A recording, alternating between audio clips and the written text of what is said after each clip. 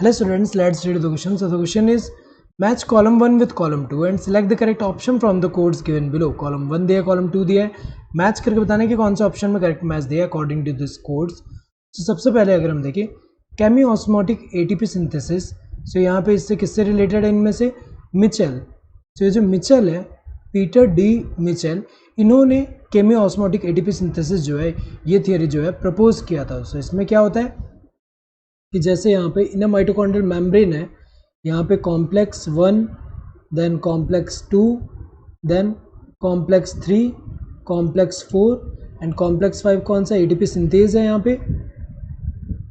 सो ये 1, 2, 3, 4 एंड ये fifth one कौन सा एटीपी सिंथेज है.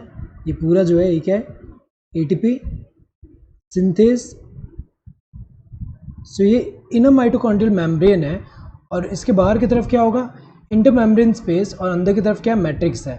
तो जब यहाँ पे ऑक्सीडेशन होगा, जब यहाँ पे इस वाले में NADH2 का ऑक्सीडेशन, इस वाले में FADH2 का ऑक्सीडेशन, सो इससे जो इलेक्ट्रॉन है ट्रांसफर होगा कहाँ पे, कॉम्प्लेक्स 3 के पास, एंड कॉम्प्लेक्स 3 से कॉम्प्लेक्स 4 के पास जाएगा. देन इलेक्ट्रॉन फाइनली एक्सेप्ट कौन करेगा, ऑक्सीजन जो है वो एक्सेप्ट करेगा इलेक्ट्रॉन. सो 2 इलेक्ट्रॉन एक्सेप्ट कर रहा है, 2 प्रोटॉन, और क्या बना रहा है ये जो है वाटर मॉलिक्यूल बना रहा है. सो बैलेंस करने के लिए हाफ से मल्टीप्लाई करें यहाँ पे.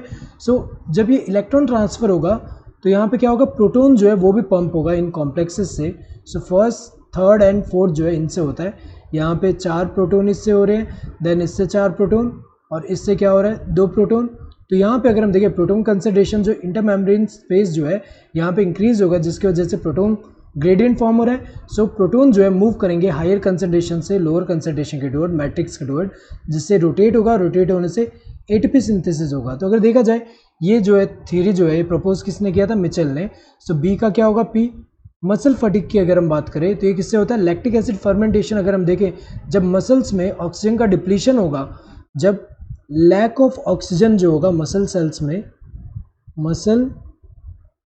मसल सेल्स जो है इनमें जब लैक ऑफ ऑक्सीजन होगा तो वहाँ पे क्या होगा, लैक्टिक एसिड फर्मेंटेशन होगा, जिससे क्या होगा, जो पायरुविक एसिड, ग्लाइकोलिसिस से जो पायरुविक एसिड बनेगा, पायरुविक एसिड, इसका फर्दर अगर हम देखें इससे क्या कन्वर्ट होगा, ये किस में कन्वर्ट होगा, लैक्टिक एसिड, और इसका एक्यूमुलेशन होगा मसल सेल्स में, और वहाँ पे अगर हम देखें मसल फटीग होगा वहाँ पे. तो अगर हम देखें ये क्या है, डी का क्या होगा, क्यू.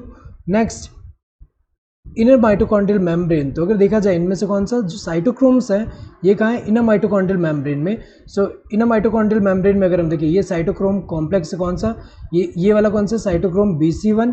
ये वाला कौन सा है, साइटोक्रोम C ऑक्सीडेज वाला जो है ये. इसके अलावा साइटोक्रोम C जो होता है वो भी अगर हम देखें यहाँ पे जो है ये इलेक्ट्रॉन कैरियर की तरह एक्ट कर रहा है, इलेक्ट्रॉन कैरी यहाँ पे एक्सेप्ट कर रहा है, देन यहाँ कॉम्प्लेक्स 4 को दे रहा है. तो अगर देखा जाए ये जो है कहाँ पे होंगे, इनर माइटोकॉन्ड्रियल मेम्ब्रेन में साइटोक्रोम है.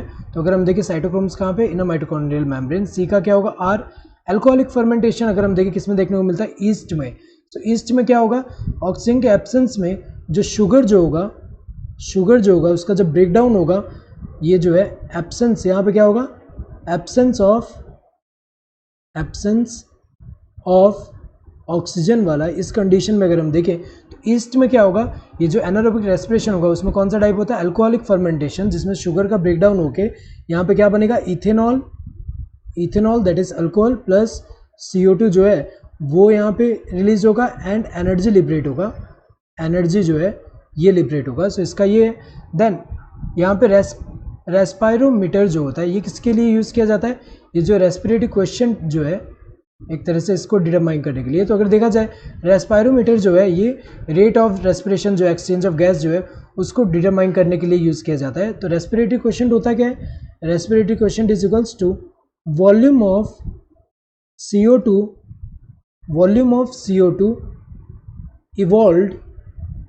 evolved to the volume of O2 consumed.